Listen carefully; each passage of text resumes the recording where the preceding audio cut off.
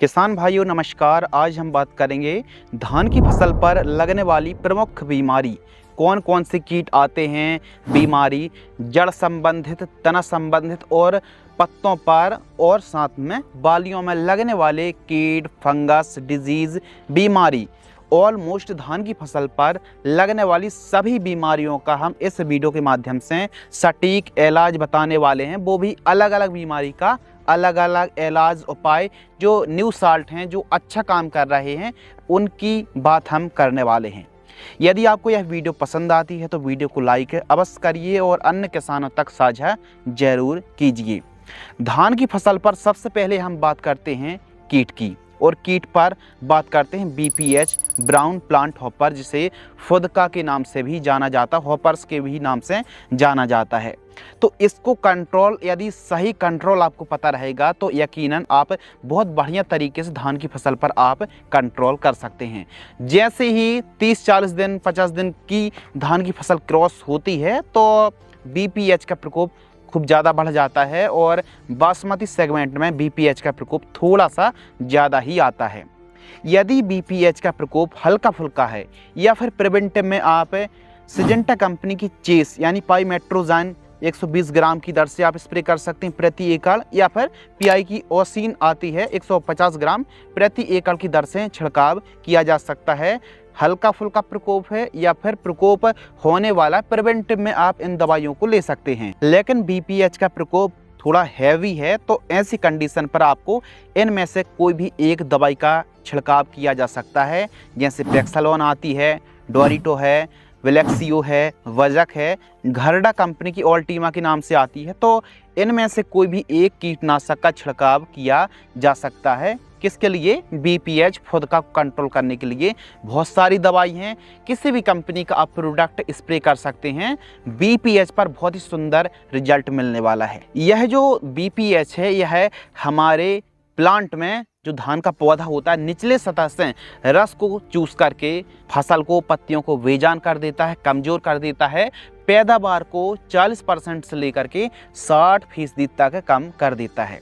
तो यह रस चूसा कीट है और इसका प्रकोप खूब ज़्यादा होता है। प्रिवेंटिव में भी हमको हल्की फुल्की कीटनाशक का छिड़काव कर देना चाहिए ताकि बीपीएच ना आ पाए। भले फसल ऊपर से देखने में हरी भरी दिख रही हो, लेकिन यदि आप कल्लों को दूर दूर करके या फिर पौधे को उखाड़ के देखेंगे तो कुछ इस प्रकार बीपीएच का प्रकोप देखने के लिए मिलने वाला है। फसल को ऑब्जर्वेशन करते रहें और प्रॉपर स्प्रे शेड्यूल चलाते रहें। दूसरी बीमारी है, दूसरा कीट है पत्ता लपेट और तना छेदक। धान की फसल पर, धान के खेत में कुछ इस प्रकार पतंगे दिख रहे हैं तो समझ लीजिए यह पत्ता लपेट, तना छेदक का प्रकोप होने वाला है। तो पत्ता लपेट का आप प्रकोप देख सकते हैं और तना छेदक का प्रकोप भी आप स्क्रीन पर देख सकते हैं। इस प्रकार हमारी फसल को प्रभावित करते हैं, पैदावार को घटाते हैं। तो इसका सही इलाज उपाय क्या है? इसको कंट्रोल करने के लिए 3 उपाय हम बताने वाले हैं, 3 अलग अलग कॉम्बिनेशन बताने वाले हैं। अधिकतर किसान क्या करते हैं कि यूरिया खाद के साथ, जब बेसल डोज के समय या फिर पहली खाद के साथ, जैसे दानेदार कीटनाशक फर्टेरा है, वर्टाको है, फ्यूरी है, बायर कंपनी की विकोटा के नाम से जो दानेदार कीटनाशक आती है, इनमें से कोई भी एक यूरिया के साथ सॉइल एप्लीकेशन से चला देते हैं। इससे पत्ता लपेट और तना छेदक पर शानदार कंट्रोल मिलता है। तो ये तो बात हो गई दानेदार कीटनाशक की, लेकिन स्प्रे में आपको क्या चलाना है?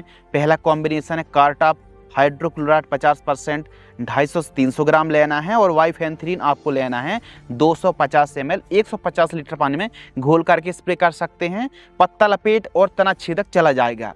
दूसरा कॉम्बिनेशन कार्टाप और थाइमोथोक्सोम का स्प्रे कर सकते हैं, जबकि तीसरा कॉम्बिनेशन है क्लोरपायरीफॉस 50% और साइपरमेथ्रिन 5% EC 250 ml लेना है। कार्टाप इसके साथ मिक्स करना है मात्र 200 ग्राम।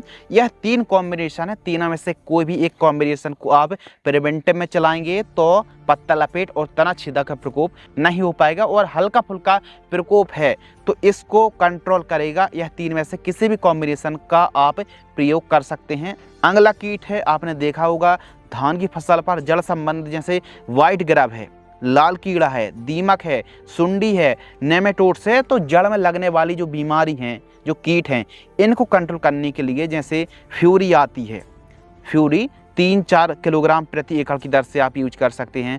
बरटाको है, फर्टेरा है, या फिर हमला 550 जो साइपर और क्लोरपाइरीफास का कॉम्बिनेशन मिल जाता है, तो 500 ml प्रति एकड़।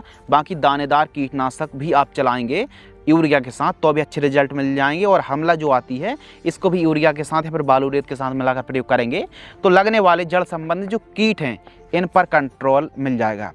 अगली बीमारी है जो फंगस जनित बीमारी है, वो है शीत ब्लाइट।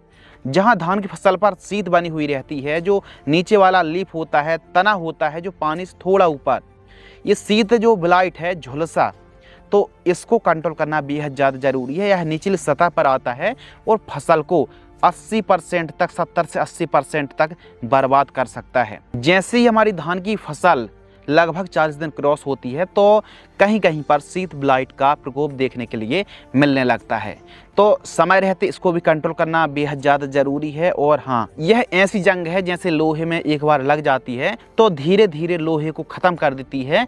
यदि आप शीत ब्लाइट का प्रॉपर स्प्रे नहीं चलाएंगे, समय रहते यदि टाइमली आप फंगीसाइड का स्प्रे नहीं करते हैं तो यह भी आपकी फसल को धीरे धीरे ख़त्म कर देगी। तो शीत ब्लाइट आप देख रहे हैं, इस प्रकार पत्तियाँ नीचे से होने लगती हैं और यह हमारी फसल को चौपट कर सकती है। इसको कंट्रोल करने के लिए कोई भी एक फंगीसाइड का स्प्रे आप कर सकते हैं, जैसे एमिस्टार टॉप है, रिफ्लेक्ट टॉप आती है, बायर की नेटिवो आती है, अदामा की कस्टोडियो।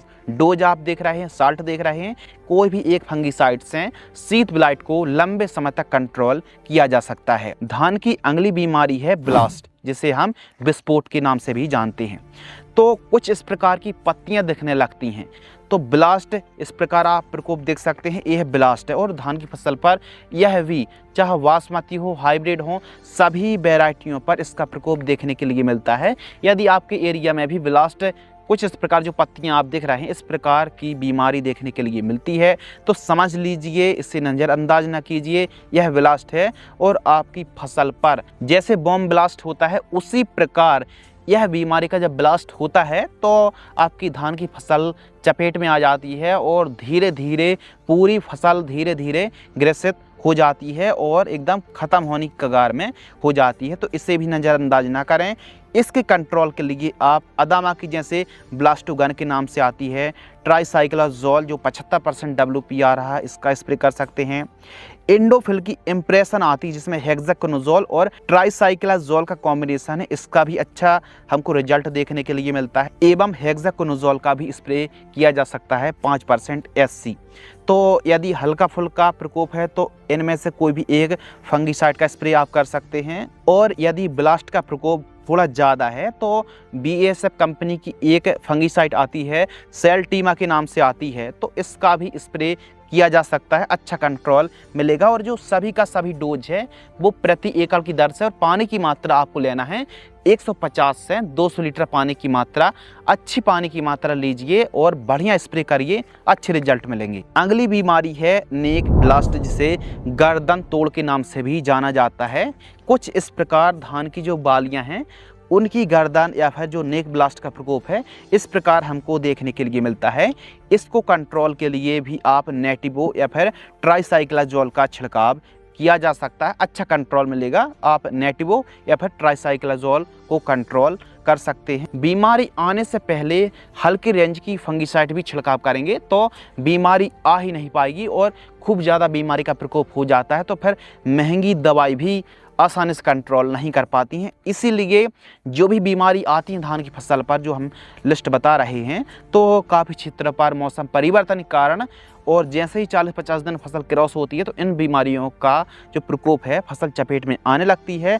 यदि स्टार्टिंग के दिनों पर प्रिवेंटिव में जो दवाइयाँ हल्के रेंज वाली जो फंगीसाइड है, कीटनाशक है, इनका छिड़काव करेंगे तो आने वाली बड़ी बीमारी से बचा जा सकता है। धान की फसल पर आने वाली अगली बीमारी है बैक्टीरियल लीफ ब्लाइट। यह बैक्टीरियल जनित बीमारी है, तो इसको कंट्रोल करने के लिए आप फोटो पर देख रहे हैं इस प्रकार पत्तियां होने लगती हैं, अच्छे से आइडेंटिफाई कर लीजिए। ये है BLB बैक्टीरियल लीफ ब्लाइट।